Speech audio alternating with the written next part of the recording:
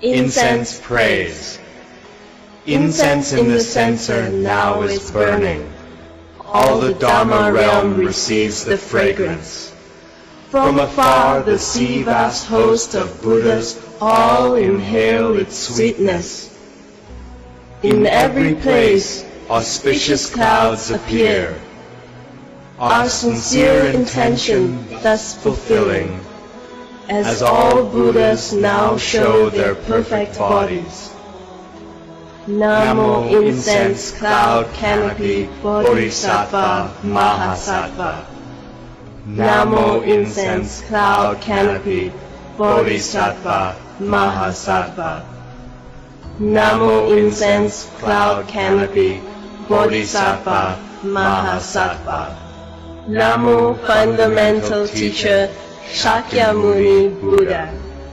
Namo fundamental teacher Shakyamuni Buddha. Namo fundamental teacher Shakyamuni Buddha. Verse for opening a sutra. The unsurpassed, profound, and wonderful Dharma is difficult to encounter in hundreds of millions of eons. I now see and hear it, receive and uphold it, and I vow to fathom the Tathagata's true meaning. The Diamond Sutra, the Vajracchedikā Prajñāpāramitā Sutra. Thus have I heard. Once upon a time, the Buddha sojourned in the Jetavana park near Sarvasati with an assembly of 1,250 bhikkhus. One day at mealtime, the world-honored one put on his robe, took his bowl, and entered the great town of Sarvasati to beg for his food. After he begged from door to door, he returned to his place. When he had taken his meal, he put away his robe and bowl, washed his feet, arranged his seat, and sat down. At the time, the elder Saputi, who was in the assembly, rose from his seat, uncovered his right shoulder, knelt upon his right knee, respectfully joined the palms of his hands, and said to the Buddha, It is very rare, O world-honored one, how well the Tathagata protects and thinks of all bodhisattvas, how well he instructs all the bodhisattvas. O world-honored one, when virtuous men or women develop the supreme enlightenment mind, how should their minds abide, and how should they be subdued? The Buddha said, Excellent, excellent Subhuti. As you say, the Tathagata protects, cherishes, and instructs bodhisattvas so well. Now, listen attentively, and I will tell you how the minds of virtuous men and women who develop the supreme enlightenment mind should thus abide and be subdued. Subhuti replied, Oh yes, world-honored one, I shall be glad to hear your instruction. The Buddha said, Subhuti, all bodhisattvas and mahasattvas should subdue their minds as follows. All living beings born from eggs, wombs, humidity, or by transformation, with or without form, either thoughtful or thoughtless, and neither thoughtful nor thoughtless, are all led by me to the final nirvana for the extinction of reincarnation. Although immeasurable, uncountable, and unlimitable numbers of living beings are thus led to the final nirvana for the extinction of reincarnation, it is true that not a living being is led there. Why so, Subhuti? Because if a bodhisattva still clings to the false notion, laksana, of an ego, a personality, a being, and a life, he is not a true bodhisattva. Furthermore, Subhuti, a bodhisattva's mind should not abide anywhere when giving alms. That is to say, he should give without a mind abiding in form, or he should give without a mind abiding in sound, or in smell, or in taste, or in touch, or in things. Subhuti. Thus a bodhisattva should give alms without a mind abiding in false notions of form, laksana. Why? Because if a bodhisattva's mind does not abide in forms, laksanas, when practicing charity, dana, his merit will be inconceivable and immeasurable. Subhuti, what do you think? Can you think of and measure the extent of space in the East? I cannot, world-honored one. Subhuti, can you think of and measure all the extent of space in the south, west, and north, as well as the intermediate directions, including the zenith and nadir? I cannot, world-honored one. Subhuti, when a bodhisattva practices charity without a mind abiding in forms, his merit is equally inconceivable and immeasurable. Subhuti, a bodhisattva's mind should thus abide as taught. Subhuti, what do you think? Can the Tathagata be seen by means of his bodily form? No, world-honored one. The Tathagata cannot be seen by means of his bodily form. Why? Because when the Tathagata speaks of bodily form, it is not real form. The Buddha said to Subhuti, everything with form is unreal. If all forms are seen as unreal, the Tathagata will be perceived. Subhuti said to the Buddha, World-honored one, will there be living beings who can develop a true belief in these words, sentences, and chapters when they are expounded to them? The Buddha said, Subhuti, do not speak like that.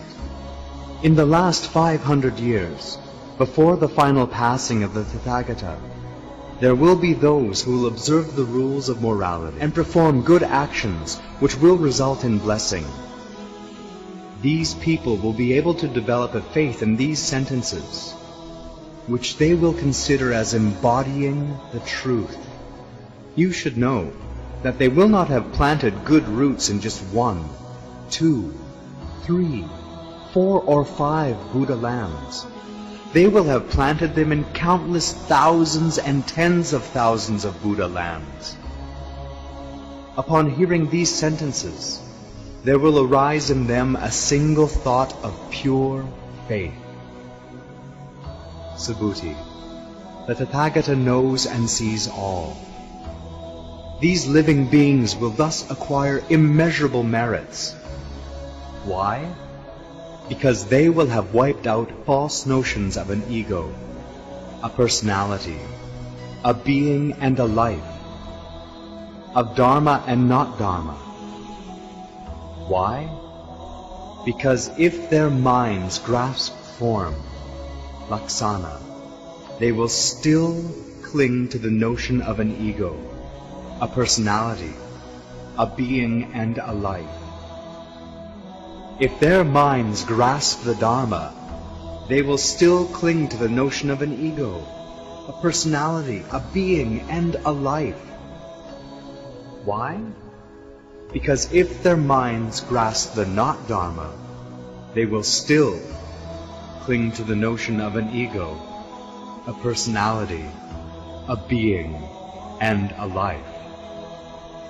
Therefore, one should not grasp and hold on to the notion of Dharma as well as that of not Dharma. This is why the Tathagata always said, Ye bhiksus should know that the Dharma I expound is likened to a raft. Even the Dharma should be cast aside. How much more so the not Dharma? Subhuti, what do you think? Has the Tathagata in fact obtained supreme enlightenment, anubodhi? Does the Tathagata in fact expound the Dharma? Subhuti replied, As I understand the meaning of the Buddha's teaching, there is no fixed Dharma called Supreme Enlightenment, and there is also no fixed Dharma the Tathagata can expound. Why? Because the Dharma the Tathagata expounds cannot be clung to and cannot be expressed in words. It is neither Dharma nor not Dharma. Why is this? All Vajras and Aryas differ on account of the eternal asamskarta Dharma. Subhuti, what do you think? If someone filled the universe with the 7 treasures and gave them all as alms, would his merit be great? Subhuti replied, Very great, world-honored one. Why? Because this merit is not the nature of merit. The Tathagata says it is great. Subhuti, if on the other hand, someone received and kept even a 4-line stanza of this sutra and expounded it to others, his merit would surpass that of the giver of treasures. Why? Because, Subhuti, all Buddhas and their supreme enlightenment Dharma originate from this sutra. Subhuti, the so-called Buddhas and Dharmas are not real Buddhas and Dharmas. Subhuti, what do you think? Can one who has entered the stream, Srota-apana, have this thought in his mind? I have obtained the fruit of entering the stream. Subhuti replied, No, world-honored one. Why? Because Srota-apana means entering the stream. But actually, there is no entry into either form, sound, smell, taste, touch, or Dhamma. Therefore, he is called Srota-apana. Subhuti, what do you think? Can a Sakdagaman have this thought in his mind? I have obtained the fruit of a Sakdagaman. Subhuti replied, No, world-honored one. Why? Because Sakdagaman means once more to come, but actually there is neither coming nor going. Therefore, he is called a Sakdagami. Subhuti, what do you think? Can an Anagaman have this thought in his mind? I have obtained the fruit of an Anagaman. Subhuti replied, No, world-honored one. Why? Because Anagaman means no coming, but actually there is no such a thing as no coming. Therefore, he is called an Anagaman. Subhuti, what do you think? Can an Arhat have this thought in his mind? I have obtained the enlightenment of an Arhat. Subhuti replied, No, world-honored one. Why? Because there is no Dharma which is called Arhatship. World-honored one, if an Arhat thinks, I have obtained the enlightenment of an Arhat, he will still grasp and hold on to the notion of an ego, a personality, a being, and a life. World-honored one, the Buddha has declared that I have obtained the passionless samadhi, and that I surpass all men. I am, therefore, the highest passionless Arhat. World-honored one, I do not think I am a passionless Arhat, for, world-honored one, if I had thought I have attained Arhatship, the world-honored one would not have said, Subhuti takes delight in the calm and quiet, free from temptation and distress. The fact that Subhuti does not act mentally is called the calm and quiet in which Subhuti takes delight. The Buddha said to Subhuti, What do you think? Did the Tathagata obtain anything from the Dharma when in the past he was with Dipamkara Buddha? No, world-honored one. When the Tathagata was with Dipamkara, he did not obtain anything from the Dharma. Subhuti, what do you think? Do bodhisattvas adorn Buddha lands by their moral actions? No, world-honored one. Why? Because this is not real adornment. It is merely called the adornment of Buddha lands. Subhuti, This is why all bodhisattvas and mahasattvas should thus develop a pure and clean mind, which should not abide in form, sound, smell, taste, touch, and dharma. They should develop a mind which does not abide in anything. Subhuti. Supposing a man has a body as great as Mount Sumeru, what do you think? Would such a body be great? Subhuti replied, Very great, world-honored one. Why? Because the Buddha says it is not the real body but is merely called a great body. Subhuti, if there were as many rivers like the Ganges as there are grains of sand in the Ganges, would the total of grains of sand in all these rivers be very great? Subhuti replied, Very great, world-honored one. These rivers would be innumerable. How much more so would be their sand grains? Subhuti, I now tell you truly. If a virtuous man or woman filled a number of universes, as great as the number of sand grains in all these rivers, with the 7 treasures, and gave them all away in alms, dana, would his or her merit be great? Subhuti replied, Very great, world-honored one.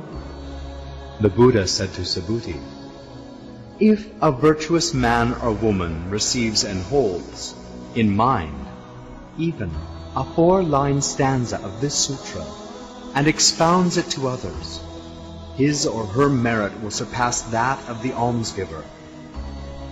Furthermore, Subhuti, wheresoever this sutra, or even one of its 4-line stanzas, is expounded, you should know that all devas, men and asheras, should make their offerings there as if the place was a Buddha stupa or a Buddha temple.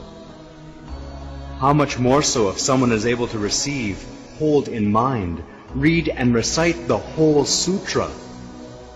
Subhuti, you should know that such a person will achieve the highest and rarest dharma. Wheresoever this sutra may be found, the Buddha and his respected disciples will be there also. Subhuti then asked the Buddha, World-honored one, what name should be given to this sutra, and how should we receive it and hold it in mind? The Buddha said, This sutra should be called the Diamond Prajñāpāramitā, under which name you should receive and hold it. Why? Because, Subhuti, the Prajñāpāramitā as expounded by the Buddha is not Prajñāpāramitā, but is merely so called. Subhuti, what do you think? Does the Tathagata expound the Dharma? Subhuti said, World-honored one, the Tathagata does not expound anything. Subhuti, what do you think? Are there many particles of dust in the universe? Subhuti replied, Many, world-honored one. Subhuti, the Tathagata says these particles of dust are not real, but are merely called particles of dust. The Tathagata says the universe is not real, but it is merely called the universe. Subhuti, what do you think? Can the Tathagata be perceived by means of his 32 physical characteristics, yaksanas? No, world-honored one. The Tathagata cannot be perceived by them. Why?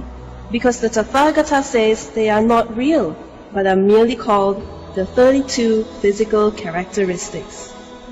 Subhuti, if on the one hand, a virtuous man or woman, in giving alms, dana, sacrifices as many lives as there are sand grains in the Ganges, and on the other hand, someone receives and holds in mind even a 4-line stanza of this sutra and expounds it to others, merit resulting from the latter will be greater. At that time, after listening to this sutra, Subhuti had understood its profound meaning and was moved to tears. He said to the Buddha, How rare, O world-honored one! The Buddha has expounded such a very profound sutra. Since I have acquired the wisdom eye, I have not heard of such a sutra. World-honored one, if someone, after listening to this sutra, believes that his mind is clean and pure, he will realize reality. We should know that such a person will achieve the highest and rarest merit. World-honored one, this reality is not reality, but the Tathagata calls it reality. World-honored one, as I now listen to this sutra, I have no difficulty in believing, understanding, receiving, and holding it. But in the last epoch, the last 500-year period, if there be a man who happens to listen to this sutra, believes, understands, receives, and holds it, he will be most rare. Why? Because he will no longer think in terms of an ego, a personality, a being, and a life. Why? Because the forms of an ego, a personality, a being, and a life are not forms. Why?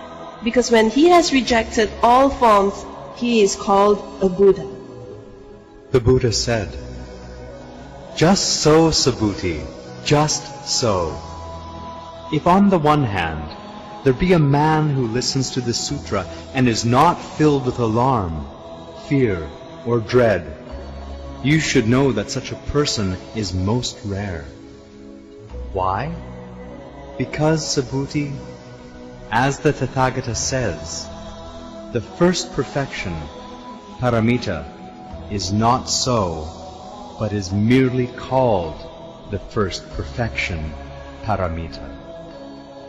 Subhuti, the Tathagata speaks of the perfection of patience, santi paramita, which is not but is called the perfection of patience. Why? Because, Subhuti, in a past life, when my body was mutilated by Kali Raja, I had at that time no notion of an ego, a personality, a being, and a life. Why? Because in the past, when my body was dismembered, if I still held the conception of an ego, a personality, a being, and a life, I would have been stirred by feelings of anger and hatred. Subhuti, I also remember that in the past, during my former 500 lives, I was a Kshatriyasi and held no conception of an ego, a personality, a being, and a life. Therefore, Subhuti, bodhisattvas should forsake all conceptions of form and resolve to develop the supreme enlightenment mind, Anuttara Samyak Sambodhi.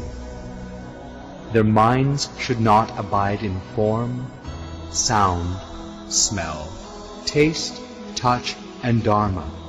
Their minds should abide nowhere. If minds abide somewhere, it will be in falsehood. This is why the Buddha says that bodhisattvas' minds should not abide in form when practicing charity, dana. Subhuti, all bodhisattvas should thus make offerings for the welfare of all living beings.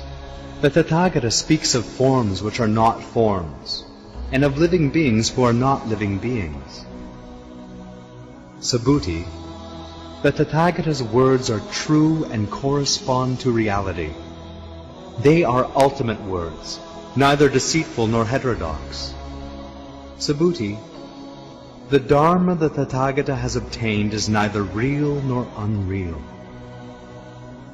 Subhuti, if a bodhisattva practices charity, dana, with a mind abiding in things, dharma, he is like a man entering the darkness where he cannot see anything. But if a bodhisattva practices dana with a mind not abiding in dharma, he is like a man with open eyes who can see everything in the sunshine. Subhuti, in future ages, if a virtuous man or woman is able to receive, hold in mind, read and recite this sutra, the Tathagata, by means of his Buddha wisdom, will know and see clearly that such a person will achieve immeasurable and unlimitable merits. Subhuti, if on the one hand, a virtuous man or woman sacrifices in the practice of charity, dana, as many lives as the sand grains of the Ganges in the morning, at midday, and again in the evening, and continues so doing throughout numberless eons. And if, on the other hand, a person after listening to this sutra believes in his own mind without further contradiction, the latter's merit will surpass that of the former. How much more so if this sutra is written, received, held, read, recited, and expounded to others. Subhuti. To sum up, the merits resulting from this sutra are inconceivable, inestimable, and without limit. The Tathagata expounds it to those initiated into the Mahayana and the Supreme Jnana. If they are able to receive, hold in mind, read and recite it and expound it widely to others, the Tathagata will know and will see that they will achieve inexpressible and inconceivable merits that are without measure or limit. They will bear responsibility for the Tathagata's supreme enlightenment, Anuttara Samyak Sambodhi. Why? Because, Subhuti, those who take delight in the Hinayana and hold view of an ego, a personality, a being and a life, cannot listen to, receive, hold in mind, read and recite this sutra and explain it to others. Subhuti, wheresoever this sutra may be found, all worlds of devas, men, and ashuras should make offerings. For you should know that such a place is just a stupa which should be revered, worshipped, and circumambulated with offerings of flowers and incense.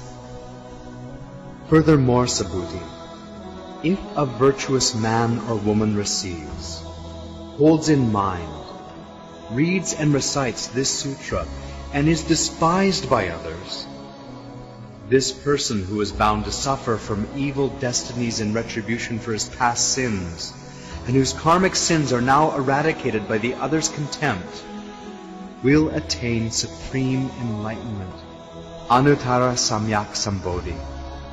Subhuti, I remember that in the past countless eons, before the advent of Dipankara Buddha, I met 84,000 milliards of Buddhas, to whom I made offerings and whom I served faultlessly.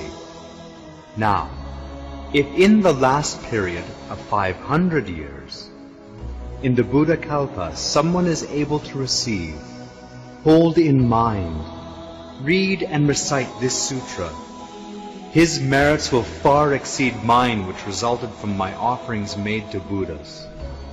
For mine cannot be reckoned as 100th, 1,000th, 1/10,000th, or 100,000th part thereof. In fact, no computation or comparison is possible. Subhuti, in the last period of the Buddha Kalpa, if a virtuous man or woman is able to receive, hold in mind, read and recite this sutra, my full statement of this person's merits will create derangement, doubt, and disbelief in the minds of all listeners. Subhuti, you should know that as the meaning of this sutra is inconceivable, so is the fruit of its reward. At the time, Subhuti asked the Buddha, World Honored One, if a virtuous man or woman is determined to develop the supreme enlightenment mind, how should his or her mind abide, and how should it be subdued? The Buddha said to Subhuti, "A virtuous man or woman who is determined to develop the supreme enlightened mind should thus develop it.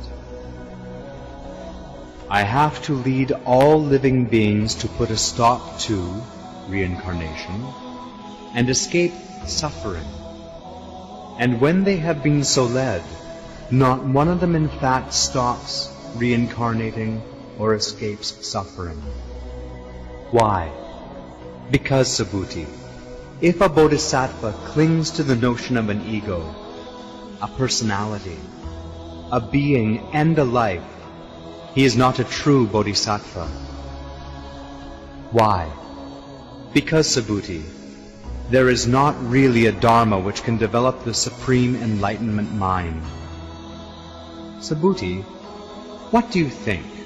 When the Tathagata was with Dipankara Buddha, did he have any dharma by means of which he attained supreme enlightenment? Anuttara Samyak Sambodhi. No, world-honored one. As I understand the meaning of the Buddha's teaching, when he was with Dipankara Buddha, he had no dharma by means of which he attained supreme enlightenment. The Buddha said, "Just so, Subhuti, just so. There was really no dharma by means of which the Tathagata obtained supreme enlightenment. Subhuti, if there had been, Dipankara Buddha would not have predicted, 'In your next life, you will be a Buddha named Shakyamuni.' Why is this? Because Tathagata means the suchness of all dharmas. If someone still says, the Tathagata obtained supreme enlightenment, I tell you, Subhuti, there is no dharma by means of which the Buddha did so. Because, Subhuti, that enlightenment was by itself neither real nor unreal. That is why the Tathagata says that all dharmas are Buddha's dharmas. Subhuti, these so-called dharmas are not, but are expediently called all dharmas. Subhuti, supposing there is a man whose body is great. Subhuti said, World-honored one, the great body of which the Tathagata speaks is not great, but is expediently called a great body. Subhuti, in like manner, if a bodhisattva says, I should lead uncountable living beings to put a stop to reincarnation and escape from suffering, he cannot be called a bodhisattva. Why? Because there is really no dharma called the bodhisattva stage. Therefore, the Buddha says, of all dharmas, there is not a single one which possesses an ego, a personality, a being and a life. Subhuti, if a bodhisattva says, I should adorn Buddha lands, he cannot be called a bodhisattva. Why? Because when the Tathagata speaks of such adornment, it is not, but is expediently called adornment. Subhuti, if a bodhisattva is thoroughly versed in the doctrine of the unreality of ego and of things, dharma, the Tathagata will call him a true bodhisattva. Subhuti, what do you think? Does the Tathagata possess human eyes? Yes, world-honored one, the Tathagata possesses human eyes. Subhuti, what do you think? Does the Tathagata possess Deva eyes? Yes, world-honored one, the Tathagata possesses Deva eyes. Subhuti, what do you think? Does the Tathagata possess wisdom eyes? Yes, world-honored one, the Tathagata possesses wisdom eyes. Subhuti, what do you think? Does the Tathagata possess Dharma eyes? Yes, world-honored one, the Tathagata possesses Dharma eyes. Subhuti, what do you think? Does the Tathagata possess Buddha eyes? Yes, world-honored one, the Tathagata possesses Buddha eyes. Subhuti, what do you think? Does the Tathagata say that the sand grains in the Ganges are sand grains? Yes, world-honored one. The Tathagata says they are sand grains. Subhuti, what do you think? If there were as many Ganges rivers as sand grains in the Ganges, and if there were as many Buddha realms as sand grains in all these Ganges rivers, would there be many world systems? Many, world-honored one. The Buddha said, the living beings in all these world systems have many different minds which are all known to the Tathagata. Why? Because the minds the Tathagata speaks of are not minds, but are expediently called minds. And why? Because, Subhuti, neither the past, the present, nor the future mind can be found. Subhuti, what do you think? If someone filled the universe with the 7 treasures, and gave all away in his practice of dana, would this good cause enable the giver to gain a great merit? Yes, world-honored one. Because of this good cause, the giver would gain a great merit. Subhuti, if the merit was real, the Tathagata would not say it was great. He says so because there is no merit. Subhuti, what do you think? Can the Buddha be perceived by his completely perfect physical body, Rupakaya? No, world-honored one. The Tathagata should not be so perceived. Why? Because the Buddha says the completely perfect Rupakaya is not, but is called the completely perfect Rupakaya. Subhuti, what do you think? Can the Tathagata be perceived by his completely perfect forms? No, world-honored one. The Tathagata should not be so perceived, because the Tathagata says the completely perfect forms are not, but are called completely perfect forms. Subhuti, do not say that the Tathagata thinks, I must expound the Dharma. Do not have such a thought. Why? Because if someone says so, he will really slander the Buddha and be unable to understand my teaching.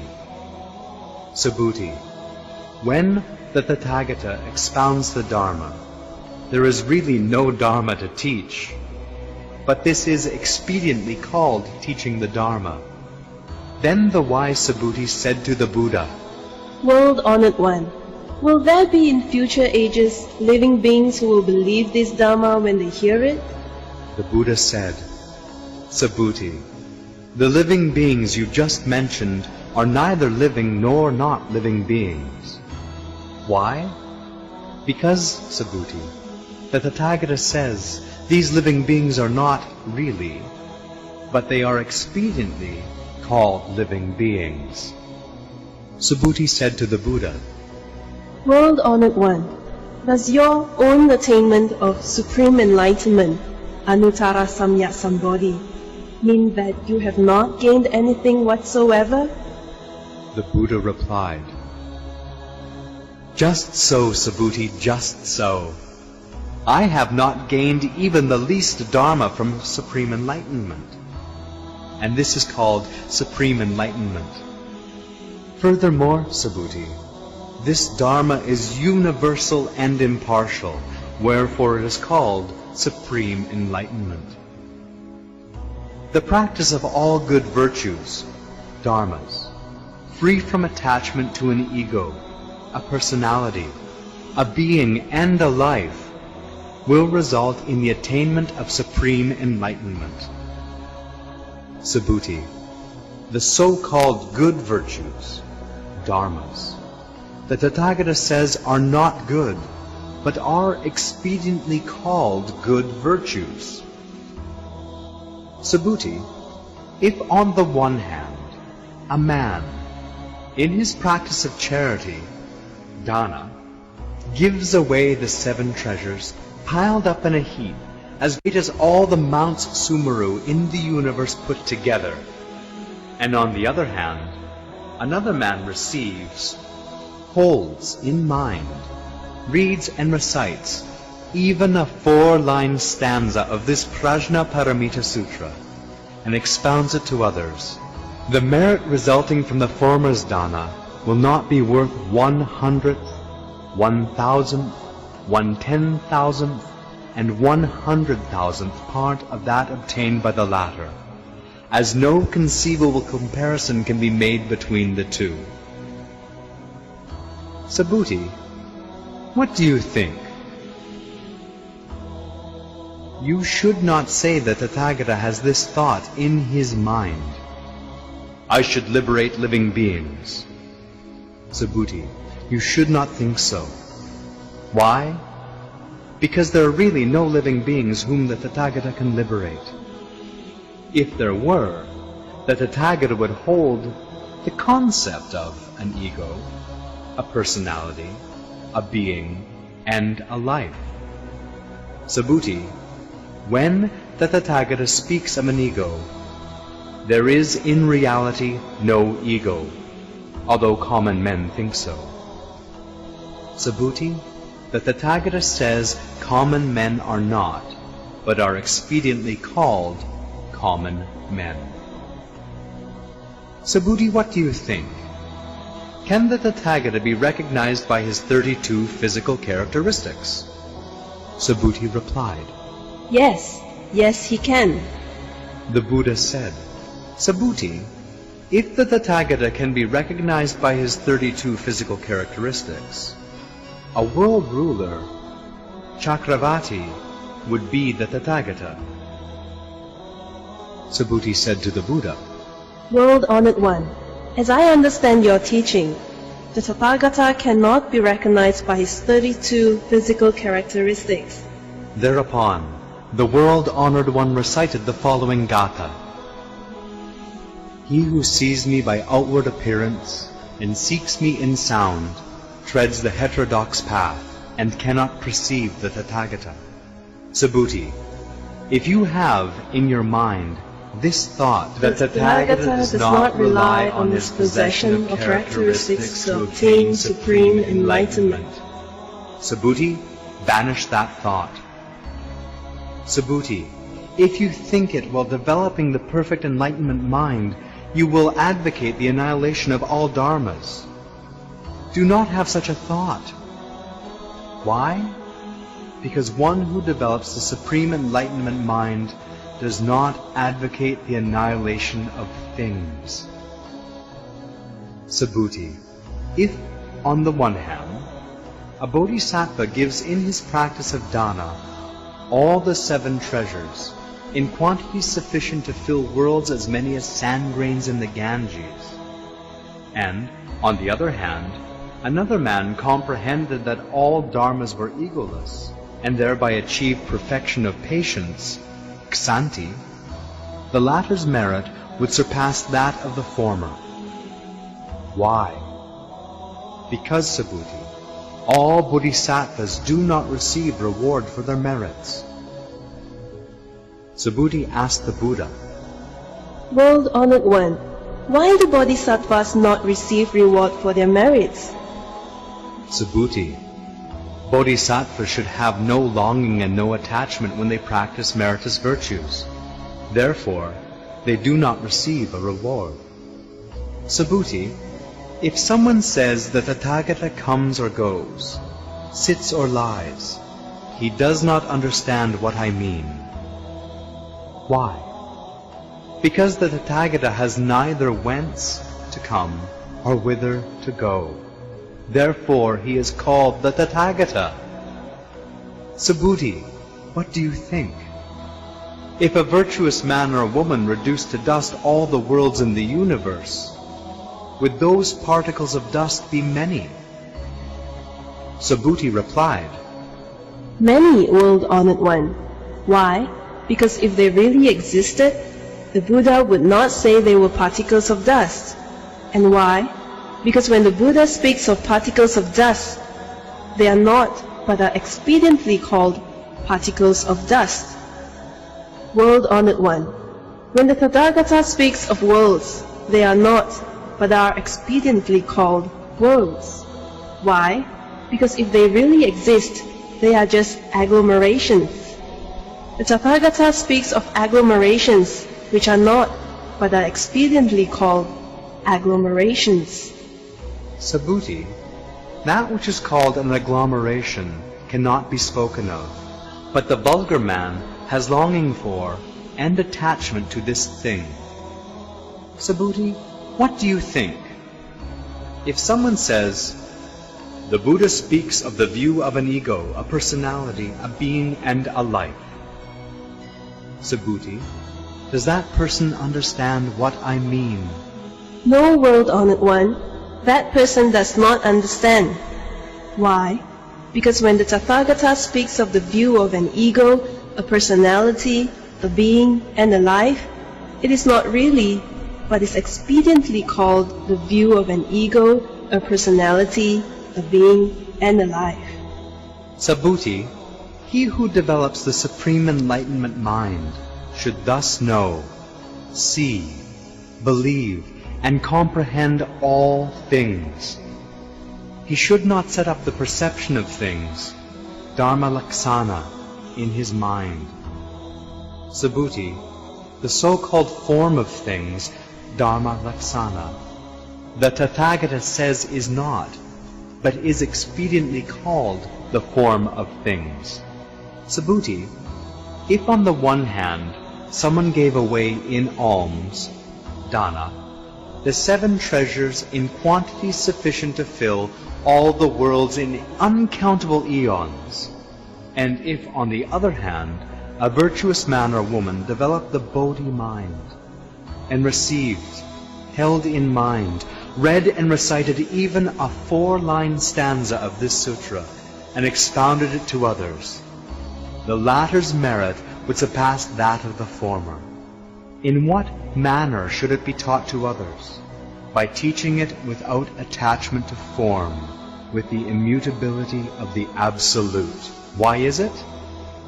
Because all phenomena are like a dream, an illusion, a bubble and a shadow, like dew and lightning. Thus should you meditate upon them. When the Buddha had finished expounding this sutra, the elder Subhuti, together with the bhikshus, bhikshunis, upasakas, upasikas, and all the worlds of devas, men, and asuras who have listened to his teaching, were filled with joy and believed, received, and observed it.